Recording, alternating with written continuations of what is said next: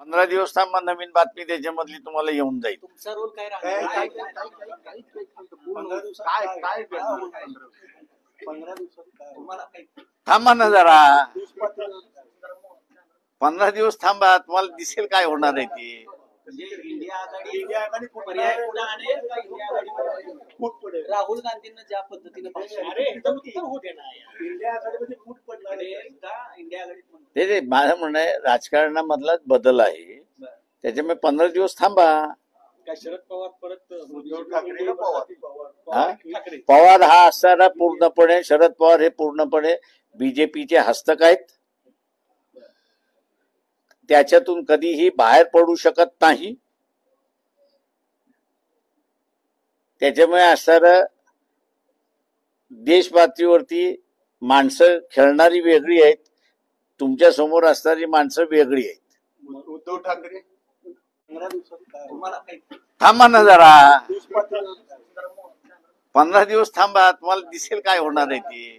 म्हणजे इंडिया आघाडी पर्याय पुढे आणेल का इंडिया आघाडी फूट पडेल? राहुल गांधींना ज्या पद्धतीने इंडिया आघाडीमध्ये फूट पडणार का इंडिया आघाडीत? ते माझं म्हणणं आहे, राजकारणामधलाच बदल आहे, त्याच्यामुळे 15 दिवस थांबा. काय शरद पवार परत पवार हा असणारा पूर्णपणे, शरद पवार हे पूर्णपणे बीजेपीचे हस्तक आहेत, त्याच्यातून कधीही बाहेर पडू शकत नाही. त्याच्यामुळे असणारं देश पातळीवरती माणसं खेळणारी वेगळी आहेत, तुमच्या समोर असणारी माणसं वेगळी आहेत. उद्धव ठाकरे ते मी कोणाच्या व्यक्तिगत नाव घेऊन सांगत नाही त्याच्यामध्ये, पण जी माणसं आहेत ती माणसं खेळणारी वेगळी आहेत आणि तुमच्या समोर येणारी वेगळी आहेत, एवढंच फक्त म्हणणे.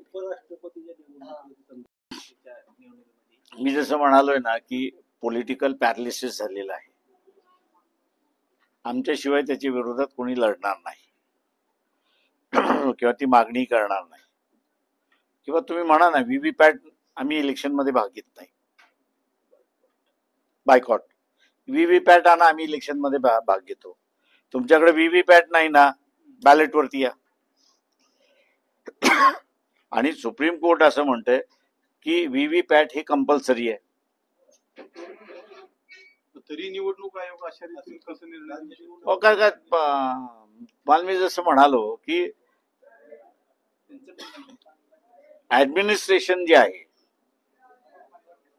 ते आता म्हणते आम्हाला जसं पाहिजे तसं आम्ही करणार. थोडक्यात बंड आहे ते. हे विरोधक नुसतेच कुठे चित्रात हे कुठे चित्रात येण्या कोण विचार येते नाही. आता एक शेवटचं आम्हाला अपेक्षा आहे 15 दिवसांनी काय घडेल, काय थँक्यू व्हेरी मच. एक भीती निर्माण झालेली आहे आणि ती भीती ही आहे की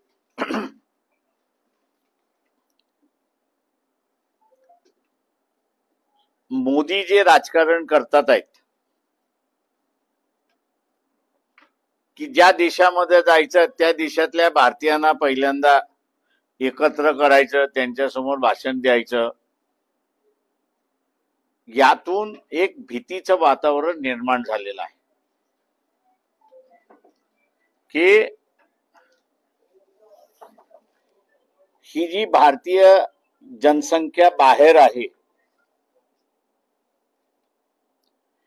ही उद्या आपल्या राजकारणामध्ये शिरकाव करायला लागली की जी आतापर्यंत करत नाहीये.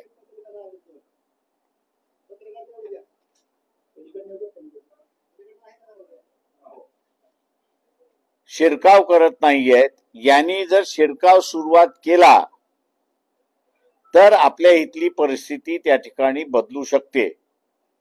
आणि आता मोदी असल्यामुळे टॅरिफ लागलेला आहे, जेवढा माल जाईल तेवढा. आता अमेरिकेबरोबर आपला असणारा व्यवहार जो आहे तो $190 बिलियन व्यवहार आहे. या $190 बिलियन मध्ये $60 बिलियन हे फक्त टेक्सटाईलशी संबंधित आहे.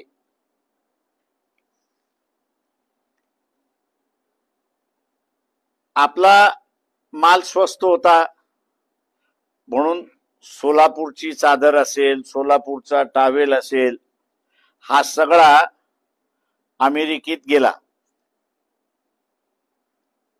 हा जो टॅरिफ 70% लावण्यात आलेला आहे, 70 आहे, 50% टॅरिफ आहे आणि 20% तुम्ही रशिया बरोबर व्यवहार करताय म्हणून अजून पेनल्टी आहे, म्हणजे 70% आहे.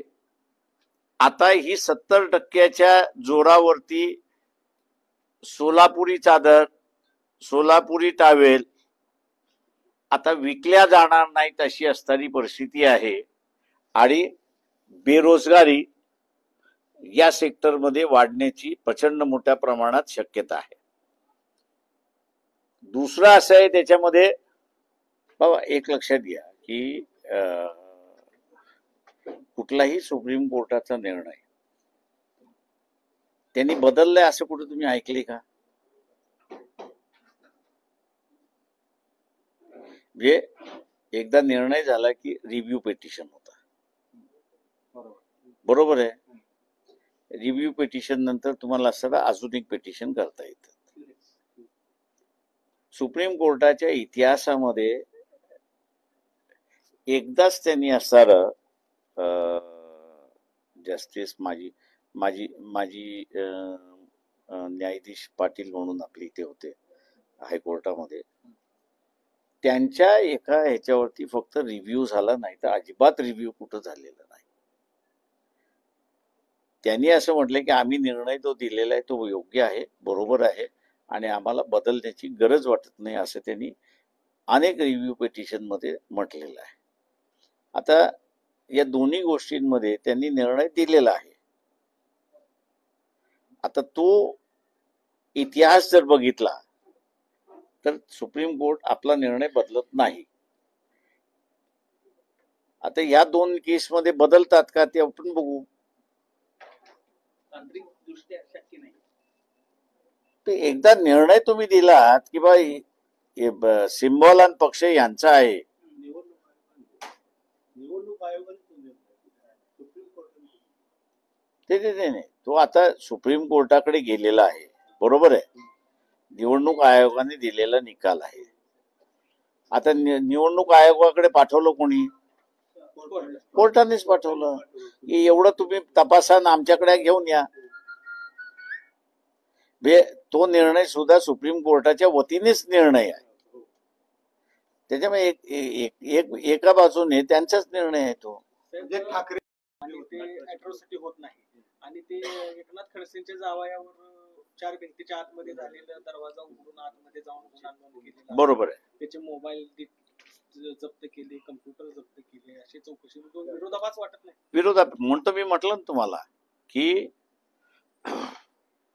हा सरळ पोलिसांचा एक प्रकारचा बंड आहे, उत्मात आहे की तुम्ही कोण आहात, तुम्ही कोणीच नाही आहात. त्यांनी मुख्यमंत्र्यांना चॅलेंज केलेलं आहे, मंत्रिमंडळांना चॅलेंज केलेलं आहे की हु आर यू.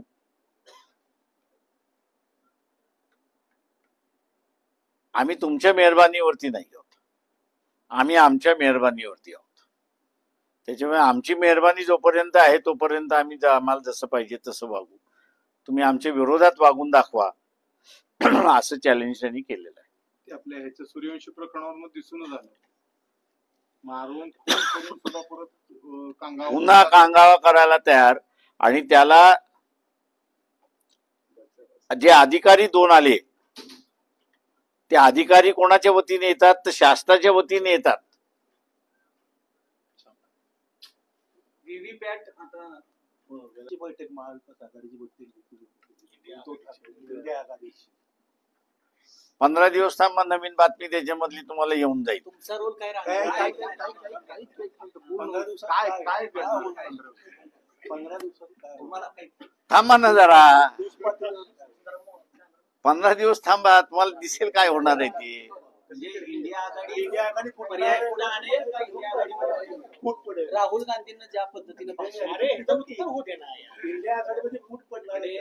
इंडिया आघाडीत ते माझं म्हणणं आहे राजकारणामधलाच बदल आहे, त्याच्यामुळे 15 दिवस थांबा.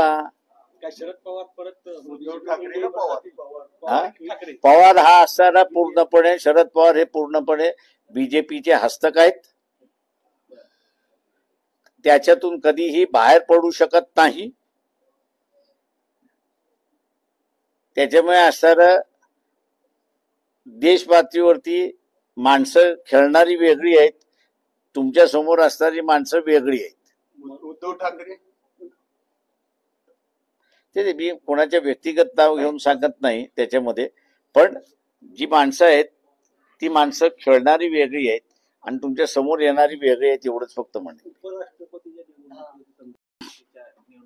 मी जसं म्हणालोय ना की पॉलिटिकल पॅरालिसिस झालेलं आहे. आमच्याशिवाय त्याच्या विरोधात कोणी लढणार नाही किंवा ती मागणी करणार नाही. किंवा तुम्ही म्हणा ना व्हीव्हीपॅट आम्ही इलेक्शन मध्ये भाग घेत नाही,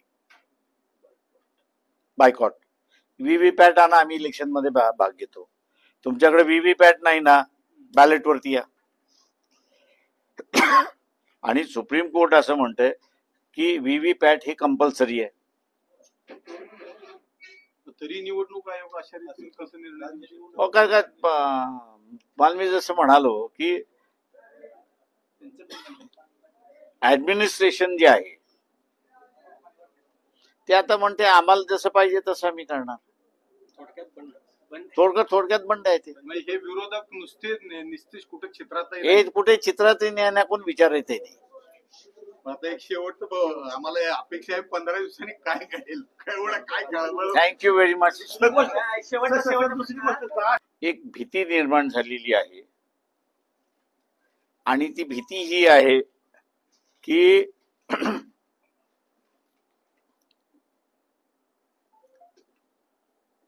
मोदी जे राजकारण करतात आहेत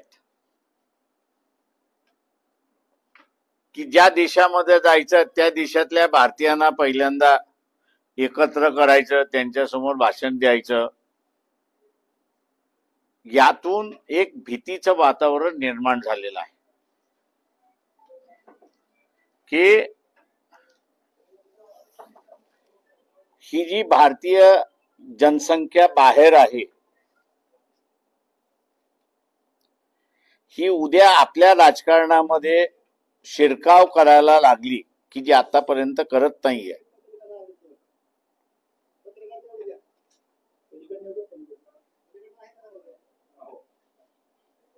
शिरकाव करत नाहीयेत. यांनी जर शिरकाव सुरुवात केला तर आपल्या इथली परिस्थिती त्या ठिकाणी बदलू शकते. आणि आता मोदी असल्यामुळे टॅरिफ लागलेला आहे. जेवढा माल जाईल तेवढा. आता अमेरिकेबरोबर आपला असणारा व्यवहार जो आहे तो $190 बिलियन व्यवहार आहे. या $190 बिलियन मध्ये $60 बिलियन हे फक्त टेक्सटाईलशी संबंधित आहे.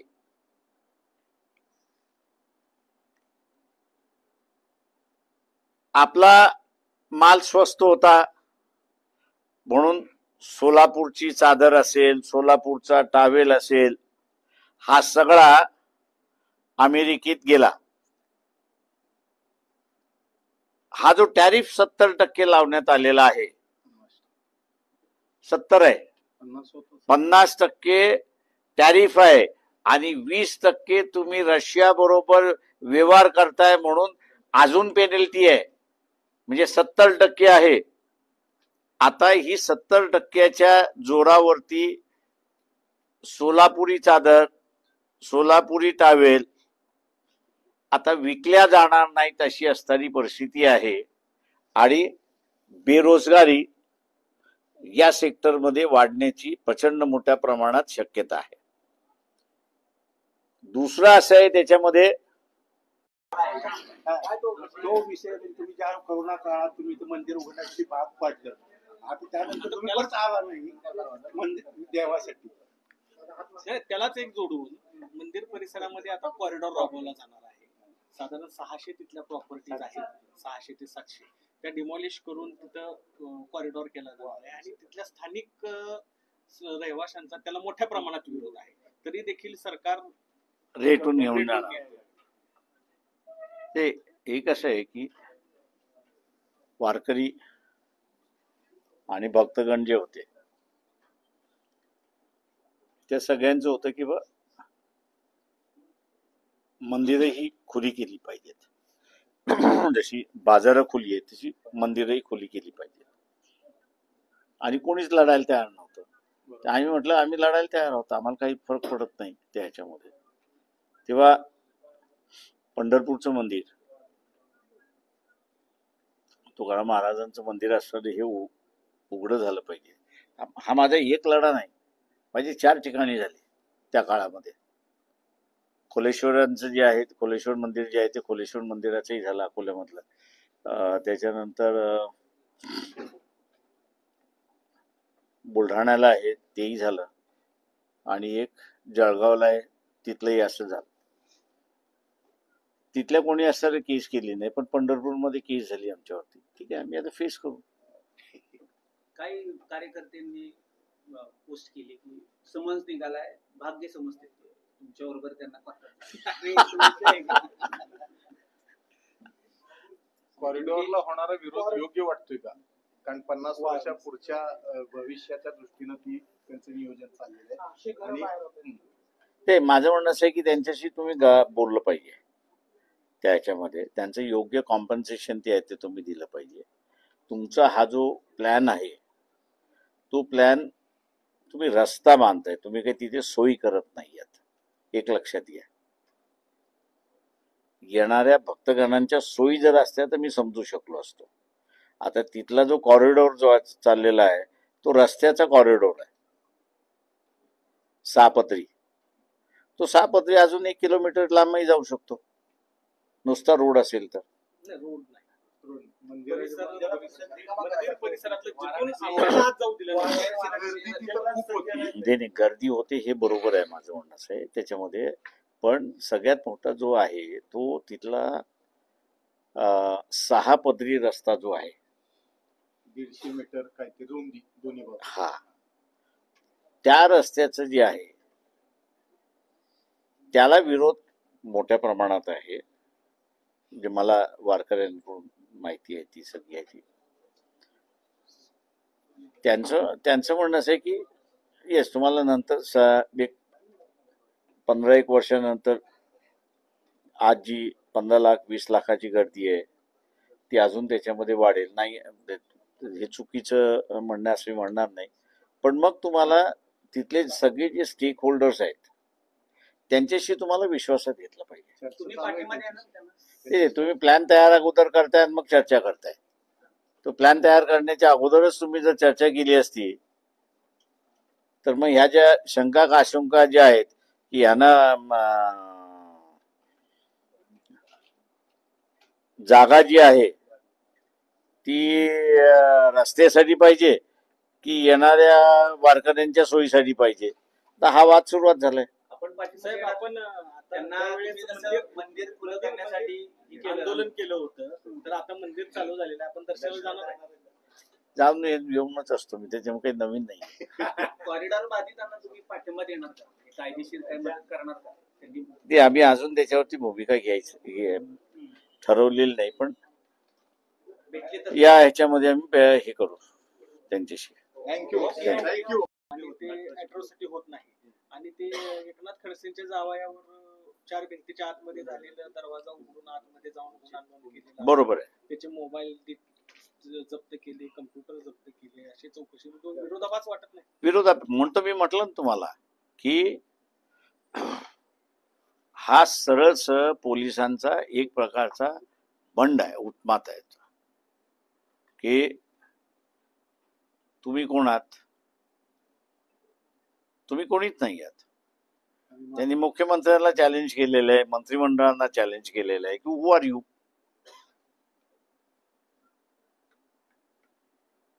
आम्ही तुमच्या मेहरबानीवरती नाही आहोत, आम्ही आमच्या मेहरबानीवरती आहोत.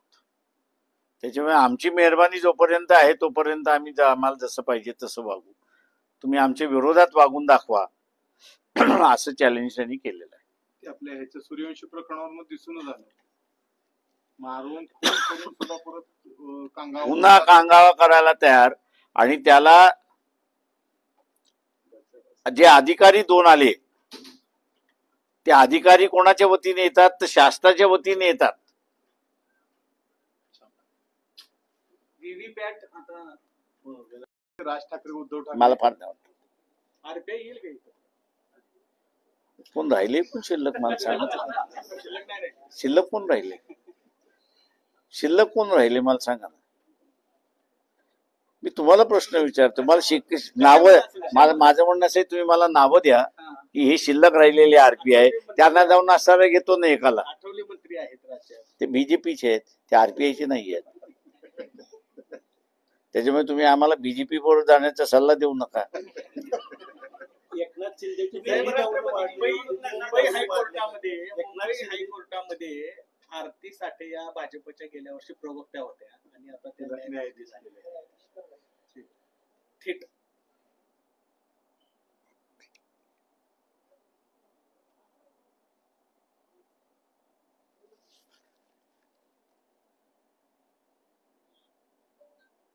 या ज्या अपॉइंटमेंट्स आहेत, या अपॉइंटमेंट मध्ये त्या संघाच्या सदस्य आहेत का हे मला माहित नाहीये. त्या जर कदाचित संघाच्या सदस्य मला आहेत असं जर माहिती मिळाली तर मग मी कॉमेंट करेन, त्याच्याशिवाय नाही. ओबीसी आरक्षणाची ते नाही. एक लक्षात घ्या की राजकीय पक्ष हे ज्याला आपल्याला म्हणता येईल की इलेक्शन कमिशननी मान्यता केलेले पक्ष आहेत. त्याच्यामुळे राजकारण आणि राजकीय पक्ष हा अविभाजित अंग आहे. त्याच्यापैकी एका कोणाला तरी ऍडमिनिस्ट्रेशन मध्ये समावेश झाला, एक्झिक्युटिव्ह मध्ये किंवा ज्युडिशरी मध्ये, तो राजकारणामध्ये आहे म्हणून त्याला विरोध करणं हे मी गैर आहे असं त्या ठिकाणी मानतो. कारण यापूर्वी अशा झालेल्या आहेत. म्हणजे अशा झालेल्या आहेत नेमणुका. आणि तुम्ही ठीक आहे, मतभेद राजकीय असतात, पण राजकीय मतभेद जरी असले तरी उद्या मला असणारं राजकीय क्षेत्र सोडून मला असणारं ऍडमिनिस्ट्रेशन मध्ये जायचं आहे आणि मी त्यांच्या सगळ्या क्वालिफिकेशन अमुक तमुक ह्या फुलफिल करून जर गेलो तर हे बंधन असता कामा नये. मी राजकारणामध्ये होतो म्हणून मला नाही, अजिबात नाही. तुम्ही उपराष्ट्रपती होता उपराष्ट्रपतीसाठी उभा राहणार. कोणा माझ्याकडे एक मतदानही नाहीये. नाही, पण तसं झालं तर ऑफर ते मला अजून रिटायर व्हायचं नाहीये. सर मनोज जरांगे बाबा एक लक्षात घ्या की कुठलाही सुप्रीम कोर्टाचा निर्णय त्यांनी बदललाय असं कुठं तुम्ही ऐकले का? म्हणजे एकदा निर्णय झाला की रिव्ह्यू पिटिशन होता, बरोबर आहे. रिव्ह्यू पिटिशन नंतर तुम्हाला असं अजून एक पिटिशन करता येतं. सुप्रीम कोर्टाच्या इतिहासामध्ये एकदाच त्यांनी असणारं जस्टिस माजी न्यायाधीश पाटील म्हणून आपले इथे होते हायकोर्टामध्ये, त्यांच्या एका ह्याच्यावरती फक्त रिव्ह्यू झाला नाही तर अजिबात रिव्ह्यू कुठं झालेला नाही. त्यांनी असं म्हटलं की आम्ही निर्णय तो दिलेला आहे तो योग्य आहे, बरोबर आहे आणि आम्हाला बदलण्याची गरज वाटत नाही असं त्यांनी अनेक रिव्ह्यू पिटिशन मध्ये म्हटलेलं आहे. आता या दोन्ही गोष्टींमध्ये त्यांनी निर्णय दिलेला आहे. आता तो इतिहास जर बघितला तर सुप्रीम कोर्ट आपला निर्णय बदलत नाही. आता या दोन केसमध्ये बदलतात का ते आपण बघू. तांत्रिक दृष्ट्या शक्य नाही. ते एकदा निर्णय तुम्ही दिलात की बा सिम्बॉल आणि पक्ष यांचा आहे,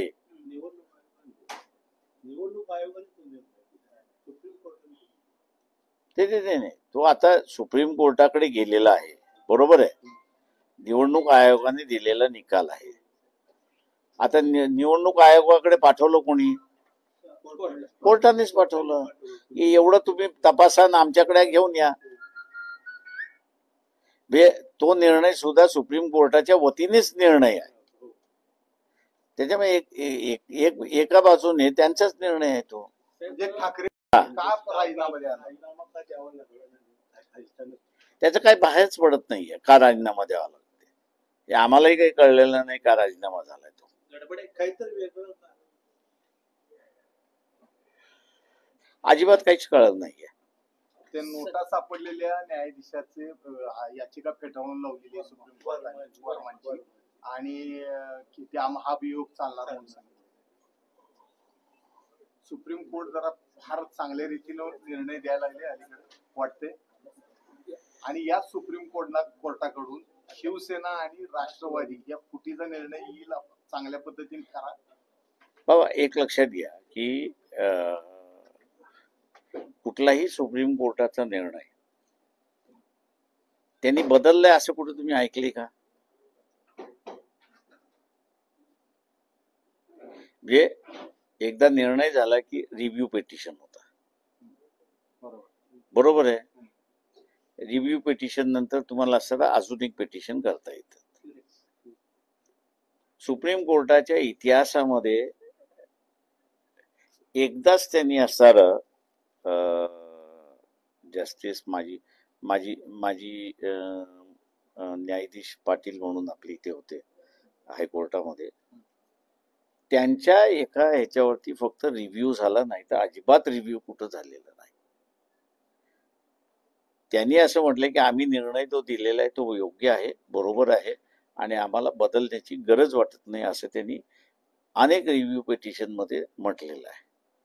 आता या दोन्ही गोष्टींमध्ये त्यांनी निर्णय दिलेला आहे.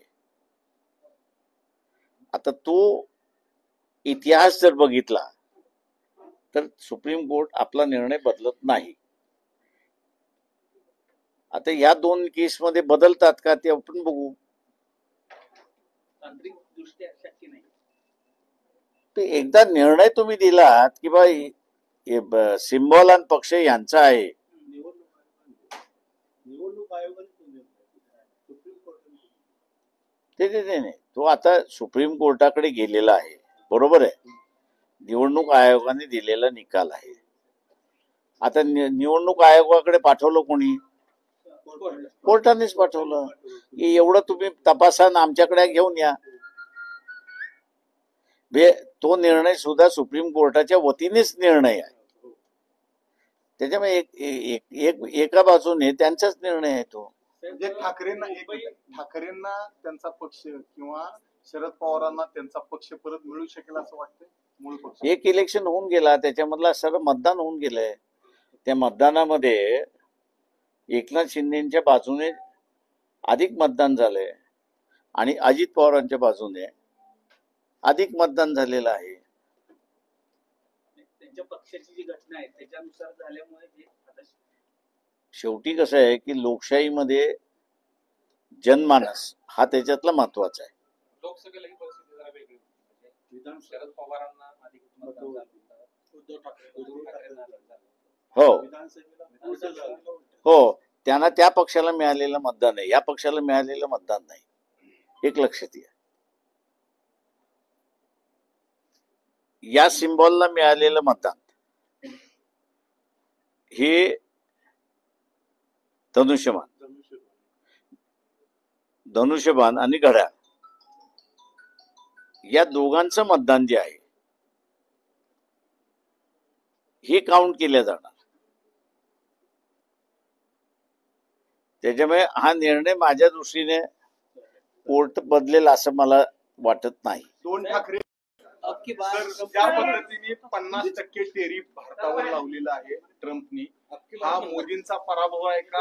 याच्याकडे कशा रीतीने बघता येतं? ज्या पद्धतीने ते सांगतायत की शेतकऱ्यांसाठी, पशुपालकांसाठी आणि मच्छीमारांसाठी आम्ही कुठलाही कुणाशीही विरोध घ्यायला तयार आहे. आम्ही याच्याबाबत कुठलीही तडजोड करणार नाही. खरं नेमकं काय आहे ते कशामुळे लागलं? एक लक्षात घेतलं पाहिजे की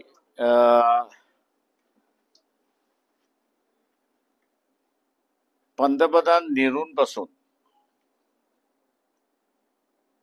ते मनमोहन सिंग पर्यंत कुठल्याही पंतप्रधानाने बाहेरच्या देशामध्ये जे भारतीय नागरिक होते त्यांना एकत्र केलं नाही किंवा त्यांना ऍड्रेसही केलं नाही, म्हणजे त्यांच्यासमोर भाषणही केलं नाही. जगामधल्या अनेक देश आहेत की ज्यांची लोकसंख्या वाढत नाहीये, हे आपण त्या ठिकाणी पाहतो आहोत. या सगळ्या देशांमध्ये एक भीती निर्माण झालेली आहे आणि ती भीती ही आहे की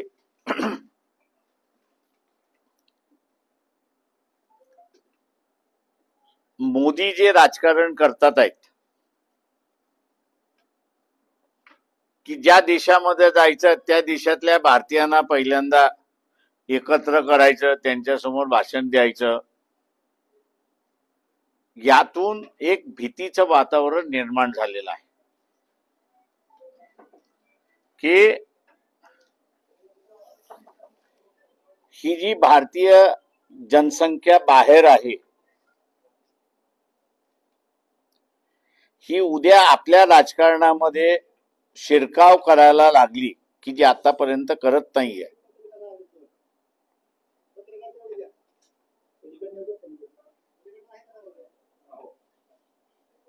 शिरकाव करत नाहीयेत. यांनी जर शिरकाव सुरुवात केला तर आपल्या इथली परिस्थिती त्या ठिकाणी बदलू शकते आणि ती म्हणजे स्थानिक माणूस जो आज राज्य करतोय तो राज्यकर्ता राहणार नाही, तर हा बाहेरून आलेला माणूस म्हणजे इमिग्रंट ज्याला आपण म्हणतो तो आपल्यावरती राज्य करेल, ही भीती त्याच्या मनामध्ये बसलेली आहे. मोदींनी ज्यावेळेस पहिल्यांदाच कार्यक्रम घेतला त्याच वेळेस आम्ही असं म्हणालो होतो की ही प्रथा चुकीची आहे. भारतीयांना भेटणं हा एक वेगळा आहे, पण त्यांची जनसभा घेणं हे असताना वेगळा अशी असणारी परिस्थिती आहे. आणि त्याचा परिणाम आपण असताना सिंदूरमध्ये सुद्धा बघितला की एकही देश आपल्या बरोबर उभा राहिला नाही अशी असणारी परिस्थिती आहे. दुसऱ्या बाजूस रशिया सारखा मित्र हा सुद्धा आपण गमावून बसलेलो आहोत अशी परिस्थिती आहे.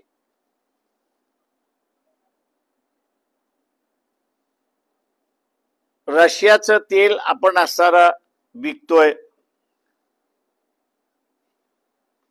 आणि त्यातून रशियाला निधी मिळतोय याच्याबद्दल दुमत नाही, पण भारताला सुद्धा फायदा होतोय. भारतीय जनता पक्ष आणि नरेंद्र मोदी यांची भाषा जर आपण बघितली तर आम्ही रशियावरती उपकार करतोय अशी असणारी परिस्थिती आहे. आणि म्हणून सिंदूरचं झाल्यानंतर रशियाने ताबडतोब आम्ही पाकिस्तानला मदत करू आणि त्यांचा लोखंडी कारखाना जो बंद पडला होता 20 वर्ष त्याच्यामध्ये 20,000 कोटी गुंतवून चालू करून दिला अशी असणारी परिस्थिती आहे. जनतेने एक लक्षात घेतलं पाहिजे, मुंबईला आरक्षणाच्या लढ्यासाठी मनोज जरांगे तिकडे निघाले, तिकडे ओबीसी नेते लक्ष्मण हाके ज्या पद्धतीचा संघर्ष समाजात पसरत चाललाय, विष जातीय विष, हे काय काय होणार आहे? एक तर जरांगेंची भूमिका योग्य आहे का हाकेंची भूमिका योग्य आहे, काय नेमकं कायदा काय सांगतो? ते आता दोघंही लीडर आहेत पण मास्कलेस आहेत. त्याच्यामुळे मास उभा करण्याचा दोघांचा प्रयत्न चाललेला आहे. म्हणजे आरक्षण हा विषयच नाही. आरक्षण हा विषय नाही आहे. ओबीसी आरक्षण जे आहे ते- ओबीसी आरक्षण लागू झालं ना, नाही, पण हाके त्याच्यामुळे आता हाकेनं भांडण्याचा अधिकार राहिलेलाच नाही. हाके म्हणतायत की ओबीसी आरक्षण जे आहे राज्यातलं ते फडणवीस, एकनाथ शिंदे आणि अजितदादांनी संपवलंय महाराष्ट्रात, असं म्हणतायत ते. म्हणजे कुणबीला जे दिलं त्यातून ते आरक्षण ओबीसी संपवलं असं म्हणतायत ते. कुणबी प्रमाणपत्र हजारो वाटली असं ते त्यांचं दावा आहे. असे ती वाटली गेली एकनाथ शिंदेच्या कालावधीमध्ये, ते आहे.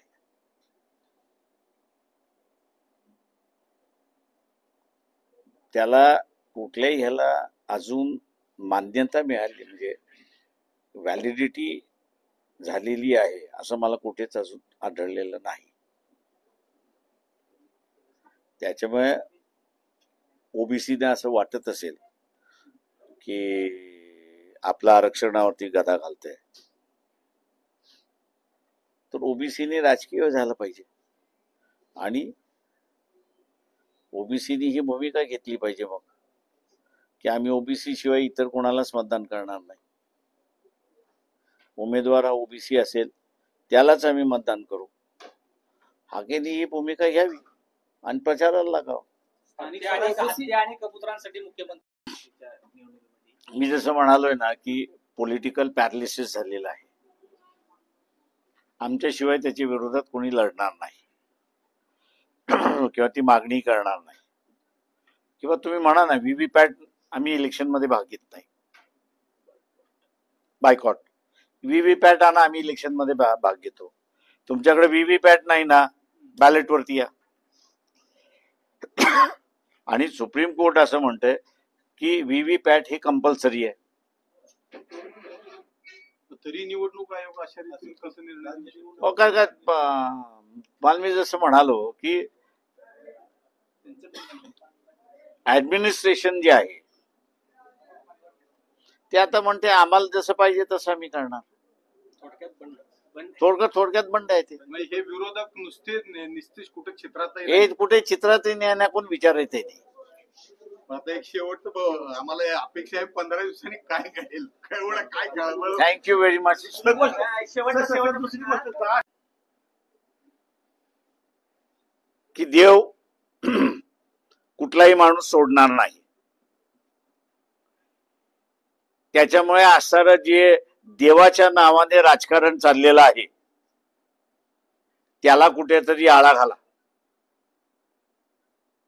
त्याला आळा घातला नाहीत तर तुम्ही भारताला धोक्यात आणलेलं आहे एवढं लक्षात घ्या. आता मोदी असल्यामुळे टॅरिफ लागलेला आहे. जेवढा माल जाईल तेवढा. आता अमेरिकेबरोबर आपला असणारा व्यवहार जो आहे तो $190 बिलियन व्यवहार आहे. या $190 बिलियन मध्ये $60 बिलियन हे फक्त टेक्सटाईलशी संबंधित आहे.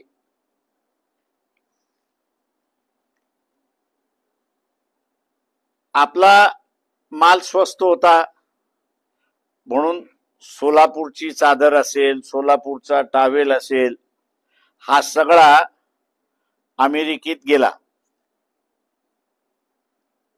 हा जो टॅरिफ 70% लावण्यात आलेला आहे, 70 आहे, 50% टॅरिफ आहे आणि 20% तुम्ही रशिया बरोबर व्यवहार करताय म्हणून अजून पेनल्टी आहे, म्हणजे 70% आहे. आता ही 70%च्या जोरावरती सोलापुरी चादर, सोलापुरी टावेल आता विकल्या जाणार नाहीत अशी असणारी परिस्थिती आहे. आणि बेरोजगारी या सेक्टरमध्ये वाढण्याची प्रचंड मोठ्या प्रमाणात शक्यता आहे. दुसरं असं आहे त्याच्यामध्ये की तुम्ही डॉलर कमवू शकला नाहीत तर जे रशियाकडून आपण असणारं तेल घेतोय त्याचे पैसे भरता येणार नाहीत. आणि ते पैसे भरता येणार नाहीत म्हणून बाजारातून डॉलर विकत घ्यावी लागेल. आणि बाजारातून डॉलर विकत घेताना या म्हणजे देशाच्या नाण्यामध्ये फरक पडणार आहे. कारण शेवटी भारतीय नाणंच आपण घेणार आणि ते डॉलर खरेदी करण्यासाठी वापरणार. त्याच्यामुळे असणारा आर्थिक अडचण ही प्रचंड मोठ्या प्रमाणात आलेली आहे.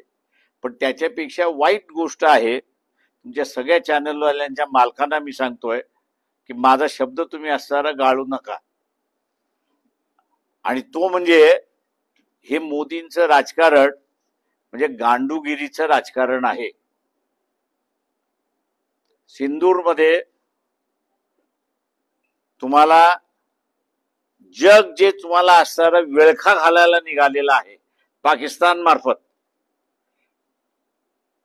इंदिरा गांधीने जसे एक पाकिस्तानचे दोन पाकिस्तान केले, एक बांगलादेश केला आणि एक पाकिस्तान केला, तशा रीतीने आत्ताच्या असणाऱ्या कालावधीमध्ये तुम्ही त्यांचा असणारा अख्खं एअर डिफेन्स संपवलं होतं. अजून 4 दिवस लढाई सुरुवात झाली असती तर एक पाकिस्तानचं 5 पाकिस्तान झाले असते. आणि 5 पाकिस्तान झाले असते तर आज जो भारताला घेरण्याचा भाग सगळ्यांचा जो झालाय, अमेरिका असेल ते घेरते, इंग्लंड आहे ते घेरते, जर्मनी आहे तेच घेरते, रशिया आहे तेच करते, आखाती देशातले जेवढी लोक आहेत तेवढी तुम्हाला असणारा घेरायला निघालेली आहेत आणि पाकिस्तानला ताकद देण्यासाठी निघालेले आहेत. तो तुम्ही संपू शकत सकला असतात. पण मोदींच्या डरपोक राजकारणामुळे तुम्ही आता बघितलंय की ट्रम्पनी बंदिस्त आम्हीच घातली आणि मोदीची एवढी ताकद नाही की हा खोटं बोलतोय हे पार्लमेंटमध्ये सांगण्याची ही ताकदही राहिली नाही. अशी असणारी परिस्थिती आहे, धोक्यात आणलेली आहे. हा सगळ्यात मोठा भाग आहे.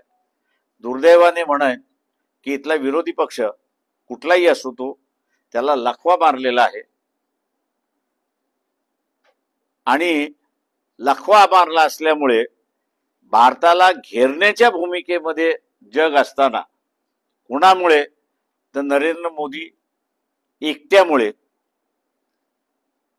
जनतेला माझं आव्हान राहणार आहे की व्यक्ती की देश हा आता प्रश्न त्या ठिकाणी उपस्थित राहिलेला आहे. देशाला वाचवायचं असेल या घेरण्यापासून जर वाचवायचं असेल तर यापुढे नरेंद्र मोदींच्या पक्षाला सत्तेवरती येऊ देता कामा नये हे लक्षात घ्या. उद्या तो 1000चे 10,000 सुद्धा वाटेल. आज तो कंट्री लिकर वाटतोय, उद्या तो असणारा स्कॉचच्या बॉटलही वाटेल. त्याला बळी पडलात तर देशाला बळी कराल हे लक्षात घ्या. जेवढं समजावून सांगण्याचं तेवढं आम्ही समजावून सांगतो आहोत. शेवटी आता देशवासी हा मतदार आहे, तो शानपणाने वागेल की दारुड्यासारखा वागेल हे त्यांनीच ठरवायचं आहे. कोण पर्याय कोण देऊ शकतं? राहुल गांधी. माझं म्हणणं आहे पर्याय गेला खड्ड्यात.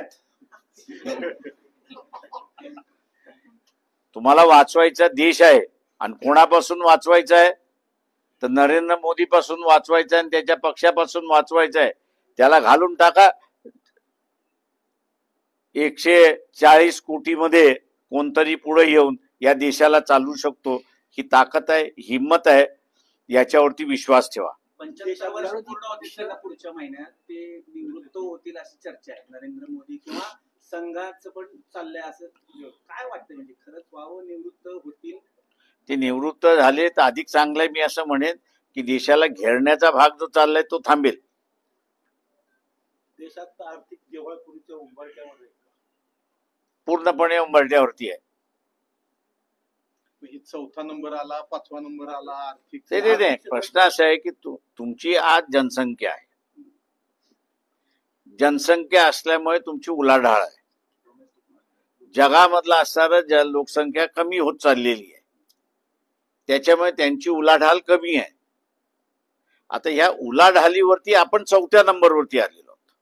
का तर बाजारामध्ये इतर देशांकडे 10 माणसं असतील तर आपल्या बाजारपेठेमध्ये विकत घेणारा 200 माणसं आहेत. त्याच्यामुळे आपण असणारा वरती आलो अशी असणारी परिस्थिती आहे. पण प्रत्यक्षात आपण दिवाळखोरीच्या उंबरट्यावरती आहोत अशी परिस्थिती आहे. देशातील विरोध जे प्रकरण झालं जातीवाचक शिवीगाळ त्यामध्ये कुठलीही गंभीरपणे दखल घेतली जात नाही. ते मी असं म्हणेन हे दुर्दैव आहे की एक प्रकरण आपल्याला लक्षात येते. मी आता गेल्या 8-10 दिवसामध्ये 12 प्रकरण हँडल करतोय की ज्याच्यामध्ये पोलीस FIRच नोंदवायला तयार नाहीयेत.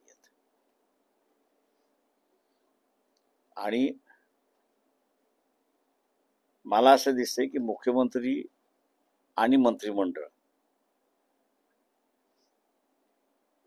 यांचं पोलीस डिपार्टमेंट ऐकतच नाहीये. एका ज्या अर्थी पोलिसांची एवढी हिंमत होते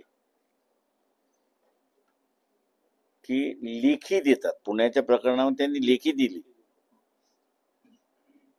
आणि दुसऱ्या बाजूला सुप्रीम कोर्टाचा निर्णय आहे की तुमच्याकडे कोणी FIR करायला आलं तर तुम्ही FIR नोंदवा, त्याची चौकशी करा, आणि मग तुम्हाला वाटलं कोणाला अरेस्ट करायचं असेल तर अरेस्ट करा. हे जे पोलीस डिपार्टमेंटने मनमानी पोस्टिंग्सच्या स्वतःच्या करून घेतलेल्या आहेत,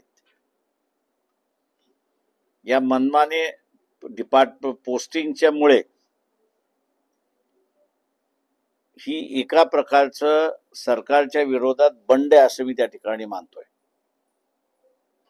की आम्ही सुप्रीम कोर्टाने तुम्हाला हे नाही सांगितलंय की ज्या आरोपींची नावं येतील त्यांना अरेस्ट करा, असं नाही सुप्रीम कोर्टाने सांगितलंय. सुप्रीम कोर्टाने सांगितले की जो कोणी कंप्लेंटंट असेल त्याचा FIR तुम्ही नोंदवा, त्याला जे म्हणणं आहे ते तुम्ही नोंदवून घ्या, आणि त्याच्यानंतर तुम्ही इन्व्हेस्टिगेट करा त्याच्यामध्ये, आणि मग दिलेली माहिती खरी असेल तर मग तुम्ही असणार त्याच्यावरती कारवाई करा. हे संपूर्णपणे गृह विभागाचा हे पूर्णपणे मंत्रिमंडळाचा अपयश आहे असं मी त्या ठिकाणी म्हणणार आहे. हे जे चॉईस ऑफ पोस्टिंग्स, नातेवाईकांच्या पोस्टिंग्स, मर्जीतल्यांच्या पोस्टिंग्स, याच्या नादामध्ये जे लागलेले आहेत, त्या नादामध्ये लागलेले असणारा पोलीस आता उत्मातावरती उतरलेले आहेत की आम्ही इन्व्हेस्ट केलेला आहे, आम्हाला रिटर्न आल्याशिवाय आम्ही आता थांबणार नाही. हे एका दृष्टीने बंड आहे असं मी त्या ठिकाणी मानतोय. यालाच पुण्यामधलीच घटना कोथरूडमध्ये ते सांगतात की 4 भिंतीच्या आत झाली बैठक, महाविकास आघाडीची बैठक, इंडिया आघाडीची. 15 दिवस थांबा, नवीन बातमी त्याच्यामधली तुम्हाला येऊन जाईल. तुमचा रोल काय काय राहणार? काय काय काय 15 दिवसात काय 15 दिवसात काय तुम्हाला काही थांबा ना जरा, 15 दिवस थांबा, तुम्हाला दिसेल काय होणार आहे ते. म्हणजे इंडिया आघाडी फूट पर्याय पुढे आणेल का इंडिया आघाडी पडेल. राहुल गांधींना ज्या पद्धतीने अरे एकदम उत्तर होऊ दे ना यार. इंडिया आघाडीमध्ये फूट पडणार आहे. का इंडिया आघाडीत म्हणतो? ते माझं म्हणणं आहे राजकारणामधलाच बदल आहे, त्याच्यामुळे 15 दिवस थांबा. काय शरद पवार परत उद्धव ठाकरे का पवार? हा? ठाकरे पवार हा असणारा पूर्णपणे, शरद पवार हे पूर्णपणे BJPचे हस्तक आहेत, त्याच्यातून कधीही बाहेर पडू शकत नाही. त्याच्यामुळे असणारं देश पातळीवरती माणसं खेळणारी वेगळी आहेत, तुमच्या समोर असणारी माणसं वेगळी आहेत. उद्धव ठाकरे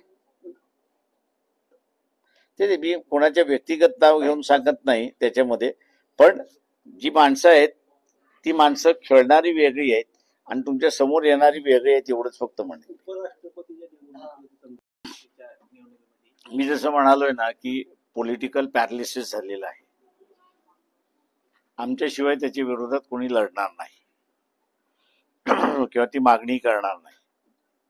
किंवा तुम्ही म्हणा ना व्हीव्हीपॅट आम्ही इलेक्शनमध्ये भाग घेत नाही, बायकॉट. व्हीव्हीपॅट आणा, आम्ही इलेक्शनमध्ये भाग घेतो. तुमच्याकडे व्हीव्हीपॅट नाही ना, बॅलेटवरती या. आणि सुप्रीम कोर्ट असं म्हणतंय की व्हीव्हीपॅट हे कंपल्सरी आहे. तरी निवडणूक आयोग अशा रीतीने कसं निर्णय हो काय मला मी जसं म्हणालो की ऍडमिनिस्ट्रेशन जे आहे ते आता म्हणते आम्हाला जसं पाहिजे तसं आम्ही करणार. थोडक्यात बंद थोडक्यात बंड आहे ते. म्हणजे हे विरोधक नुसतेच कुठे चित्रात हे कुठे चित्रात येण्या कोण विचारायचं नाही. आता एक शेवटचं आम्हाला अपेक्षा आहे 15 दिवसांनी काय घडेल, काय कळवळ. Thank you very much. शेवट दुसरी गोष्ट एक भीती निर्माण झालेली आहे आणि ती भीती ही आहे की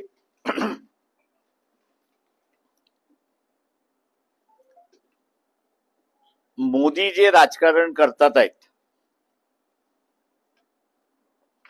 की ज्या देशामध्ये जायचं त्या देशातल्या भारतीयांना पहिल्यांदा एकत्र करायचं, त्यांच्यासमोर भाषण द्यायचं, यातून एक भीतीचं वातावरण निर्माण झालेलं आहे की ही जी भारतीय जनसंख्या बाहेर आहे ही उद्या आपल्या राजकारणामध्ये शिरकाव करायला लागली की जी आतापर्यंत करत नाहीये.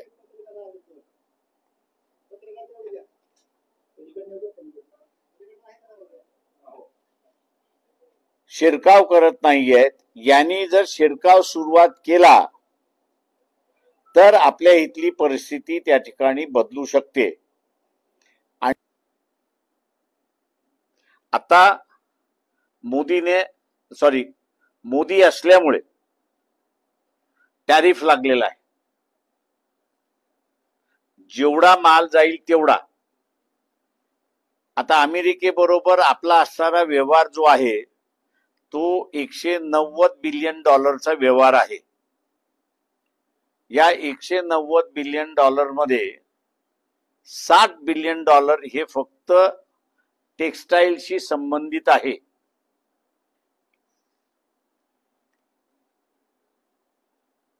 आपला माल स्वस्त होता म्हणून सोलापूरची चादर असेल, सोलापूरचा टावेल असेल, हा सगळा अमेरिकेत गेला. हा जो टॅरिफ 70% लावण्यात आलेला आहे, 70 आहे, 50% टॅरिफ आहे आणि 20% तुम्ही रशिया बरोबर व्यवहार करताय म्हणून अजून पेनल्टी आहे, म्हणजे 70% आहे. आता ही 70%च्या जोरावरती सोलापुरी चादर, सोलापुरी टावेल आता विकल्या जाणार नाहीत अशी असणारी परिस्थिती आहे. आणि बेरोजगारी या सेक्टरमध्ये वाढण्याची प्रचंड मोठ्या प्रमाणात शक्यता आहे. दुसरं असं आहे त्याच्यामध्ये, बाबा एक लक्षात घ्या की कुठलाही सुप्रीम कोर्टाचा निर्णय त्यांनी बदललाय असं कुठे तुम्ही ऐकले का? म्हणजे एकदा निर्णय झाला की रिव्ह्यू पिटिशन होता, बरोबर आहे. रिव्ह्यू पिटिशन नंतर तुम्हाला असं अजून एक पिटिशन करता येतं. सुप्रीम कोर्टाच्या इतिहासामध्ये एकदाच त्यांनी असणारं जस्टिस माजी न्यायाधीश पाटील म्हणून आपले इथे होते हायकोर्टामध्ये, त्यांच्या एका ह्याच्यावरती फक्त रिव्ह्यू झाला नाही तर अजिबात रिव्ह्यू कुठं झालेला नाही. त्यांनी असं म्हटलं की आम्ही निर्णय तो दिलेला आहे तो योग्य आहे, बरोबर आहे आणि आम्हाला बदलण्याची गरज वाटत नाही असं त्यांनी अनेक रिव्ह्यू पिटिशन मध्ये म्हटलेलं आहे. आता या दोन्ही गोष्टींमध्ये त्यांनी निर्णय दिलेला आहे. आता तो इतिहास जर बघितला तर सुप्रीम कोर्ट आपला निर्णय बदलत नाही. आता या 2 केसमध्ये बदलतात का ते आपण बघू. तांत्रिक दृष्ट्या शक्य नाही. ते एकदा निर्णय तुम्ही दिलात की बा सिम्बॉल आणि पक्ष यांचा आहे, निवडणूक आयोगाने सुप्रीम कोर्टाने ते नाही, तो आता सुप्रीम कोर्टाकडे गेलेला आहे, बरोबर आहे. निवडणूक आयोगाने दिलेला निकाल आहे. आता निवडणूक आयोगाकडे पाठवलं कोणी? कोर्टानेच पाठवलं. एवढं तुम्ही तपासा आणि आमच्याकडे घेऊन या. तो निर्णय सुद्धा सुप्रीम कोर्टाच्या वतीनेच निर्णय आहे. त्याच्यामुळे एका बाजूने त्यांचाच निर्णय आहे तो. म्हणजे ठाकरे आणि ते अॅट्रॉसिटी होत नाही.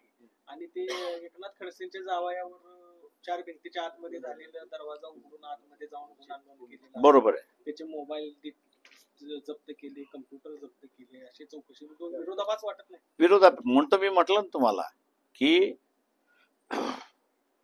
हा सरळ पोलिसांचा एक प्रकारचा बंड आहे, उत्मात आहे.